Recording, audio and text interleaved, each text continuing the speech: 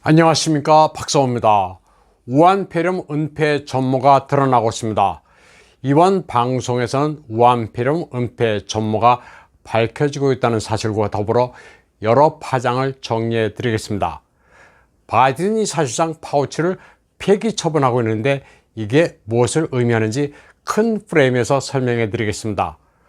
두 얼굴의 보건 전문가 앤서니 파우치가 에코헬스 얼라이언스 책임자며 WHO 전문가인 피터 다삭과 우한 바이러스 연구소의 우한폐렴 누출을 서로 짜고 막아온 사실이 그들이 주고받는 이메일을 통해 폭로됐습니다.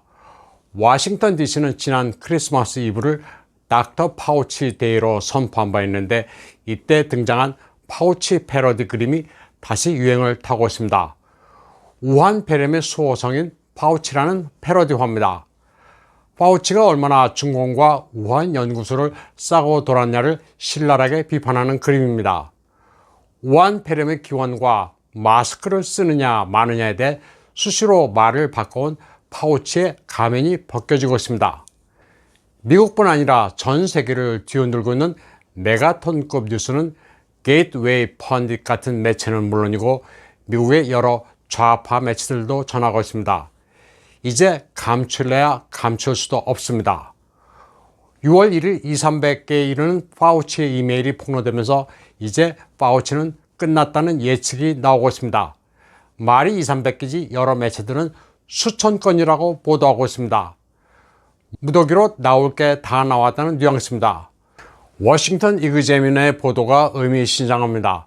이 매체에 따르면 파우치는 작년 우한폐렴이 유행하기 시작한 몇 개월 동안 마쿠에서 모종의 작업을 했고 바이러스가 우한 실험실에서 나왔다는 가설에 대해 문제를 제기했습니다. 파우치는 트럼프 대통령에 대해 사사건건 반대 입장을 보였습니다. 또 이 매체는 미국 정부가 우한 연구소에 자금 지원까지 했다고 보도했습니다. 우한 연구소의 박쥐 바이러스 연구에 사용됐다는 겁니다. 파우치의 이메일 2,300건의 폭로는 정보자유법에 의해 6월 1일 인터넷에 공개됐습니다. 2020년 3월 11일 네이처 잡지는 미생물학자 크리스티안 앤더슨 등의 논문을 발표했습니다. 우한폐렴의 기원을 밝힌 논문인데 바이러스가 인수공통사안이라고 주장한 글이었습니다.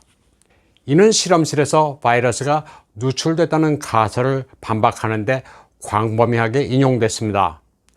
그런데 이번에 폭로된 파우치의 이메일을 보면 앤더슨이 논문을 발표하기 전 파우치 그리고 NIH 주임 프랜시스 콜린스 박사에게도 제공된 것으로 드러났습니다. 크리스티안 앤더슨은 파우치에게 보낸 이메일에서 네이처 잡지의 우한폐렴의 기원을 설명하는 논문을 게재하는 과정에서 지지를 해주고 이끌어준 데 대해 감사한다고 밝혔습니다.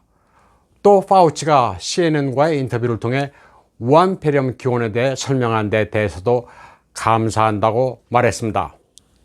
파우치 덕분에 자기 논문이 관심을 받게 됐다고도 했습니다.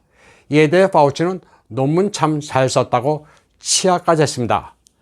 결국 이메일로 봤을 때 파우치가 사스코비2 기원에 대한 앤더슨의 논문을 지시한 거였습니다.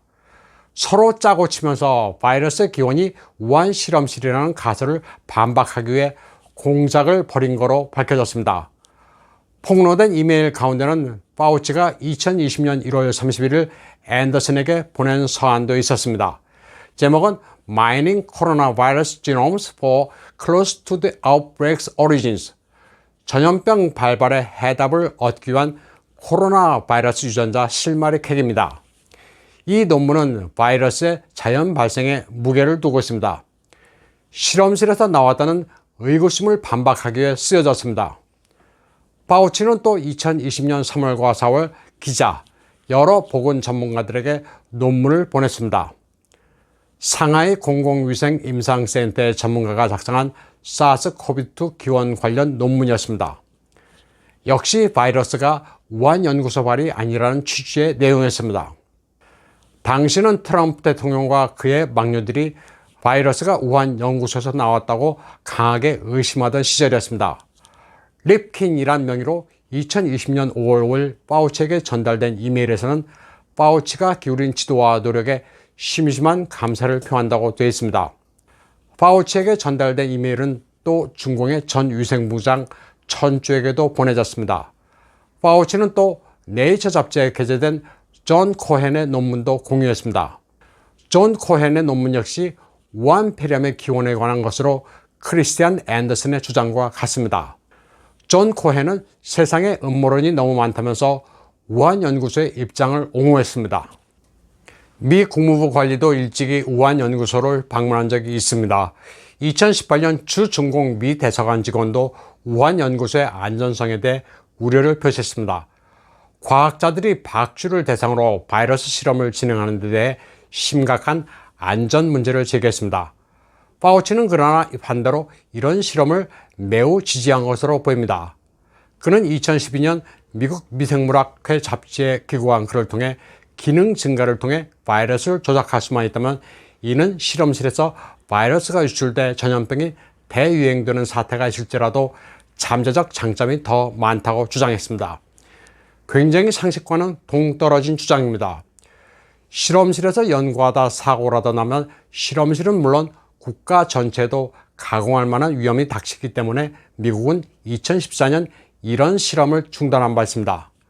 그러나 파우치가 이끄는 NIH 국가보건연구소는 우한 연구소에 자금을 지원했습니다. 심지어는 미 국무부가 우한 연구소의 위험을 경고한 이후에도 여전히 지원을 계속했습니다. 2020년 트럼프 대통령이 직접 지원 금지 조치를 취한 뒤에야 중단됐습니다. 그러니까 2014년부터 2020년까지 에코 헬스 얼라이언스는 NIH로부터 최소한 370만 달러를 획득했습니다. WHO와 중국 연합연구소조의 중요 관련 성원, 에코 헬스 프로젝트 책임자 피터 다사크는 우한 바이러스 연구소에 최소한 60만 달러의 자금을 제공했습니다. 이 돈은 우한 연구소가 박쥐를 이용해 바이러스를 개발하는 데 사용됐습니다. 올 초 피터 다사크는 미국의 WHO의 조사 결과에 회의적인 태도를 가지고 있다고 공격하기도 했습니다. 그리고 중공과 영화인은 좌파 매체와 손잡고 중공을 변호했습니다. 우한 연구소는 박쥐 여인이라 불리는 실정리 박사가 이끌고 있습니다. 그는 피터 다삭과도 밀접한 관계입니다. 다삭이 실정리 팀과 와인으로 건배하는 사진도 유출됐습니다. 파우치와 NIH 주임 프랜시스 콜린스는 에코 헬스 프로젝트와 아무 관계가 없는 척을 해왔습니다. 또 우한 연구소에서 뭘 하는지도 모른다고 주장해왔습니다. 그런데 이번에 폭로된 이메일로 피터 다사크는 우한 연구소와 합작 관계가 밀접한 것으로 드러났습니다. 이 때문에 서로 관계가 없는 척을 해왔다는 점이 만천하에 드러났습니다. 피터 다사크는 2020년 4월 18일 파우치에게 이메일을 보내 우한 연구소 유출소를 부인해 준 데 대해 감사한다고 말했습니다. 그는 토니, 어젯밤 대통령의 뉴스 브리핑에서 팍스뉴스 기자가 RO1 플랜에 따라 자금을 받은 수석 과학자를 콕 집어 언급했다. 나는 우리 측 연구원과 협력자를 대표해 공개적으로 당신에게 감사를 표한다고 말했습니다. 피터 다사크는 우한 폐렴이 박쥐에서 자연스럽게 인간에게 전파된 것이지 우한 바이러스 연구소에서 누출된 게 아니라고 대담하게 나서서 주장해 준 데 대해 감사한다고 파우치에게 말했습니다. 권위를 가진 파우치가 나서준 데 대해 감사하며 나중에 대유행이 끝나면 공개적으로 감사를 다시 표할 것이라고도 말했습니다. 피터 다사크는 WHO의 사스코비드2 기원을 밝히는 주요 책임자이기도 합니다. 이에 대해 파우치도 우호적인 태도에 감사한다고 말했습니다. 다사크는 파우치를 앤서니 파우치의 애칭 톤이라고 부를 정도로 두 사람은 격이 없이 친합니다. 다사크는 파우치의 얼굴을 새긴 토니 파우치 머그장까지 가지고 있을 정도로 아주 밀접한 관계입니다. 파우치는 2020년 1월 말 우한 바이러스가 자연 진화된 게 아니다.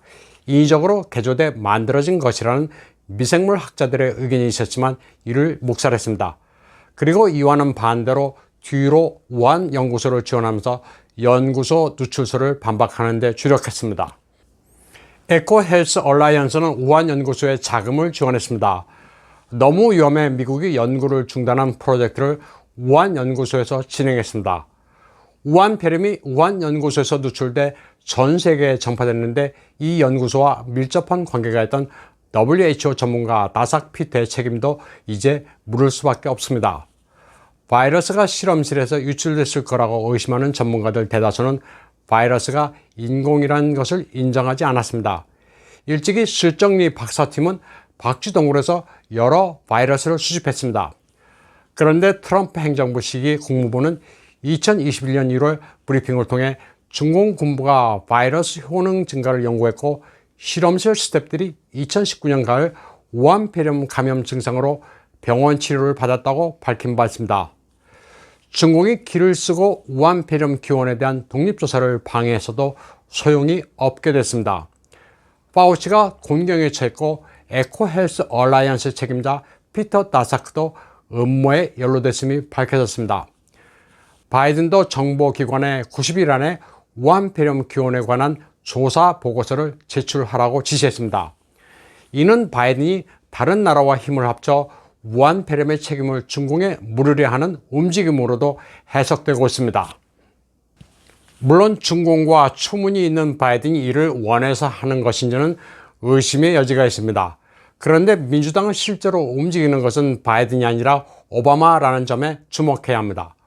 오바마는 이틀 전 뉴욕타임즈와의 인터뷰를 통해 바이든이 취임 후 4개월 만에 오바마의 어젠다 90%를 달성했다고 말했습니다. 앞으로 남은 것은 기후변화 의제라고 말했습니다. 2009년 코펜하겐 기후변화 대회에서 오바마는 기후변화에 서명할 것을 중공에 요구했습니다. 아마도 기후변화 어젠다에 대한 가장 큰 저항은 시진핑으로부터 나올 수도 있습니다. 기후변화 협약은 당장 중공에 유리하지만 바이든이 중공을 골탕 먹이려면 간단합니다. 너희들도 지키라고 규정하는 것. 그러니까 안면 몰수하고 골대를 옮기면 되는 겁니다. 2021년 2월 미국의 싱크탱크 애틀랜틱 카운슬이 발표한 익명의 롱거 텔레그램을 다시 볼 필요도 있습니다. 롱거 텔레그램이 암시한 미국의 새로운 전략은 시진핑을 갈아치우는 겁니다. 다시 말해 이번에 파우치를 버리고 우한 폐렴의 책임을 중공에 물으려 하는 것도 오바마 어젠다의 일부분일 수도 있습니다. 그 목적은 궁극적으로 글로벌리스트가 아닌 시진핑의 중공을 굴복시키는 겁니다. 오늘 방송은 여기까지 하겠습니다. 시청해주신 여러분 감사합니다.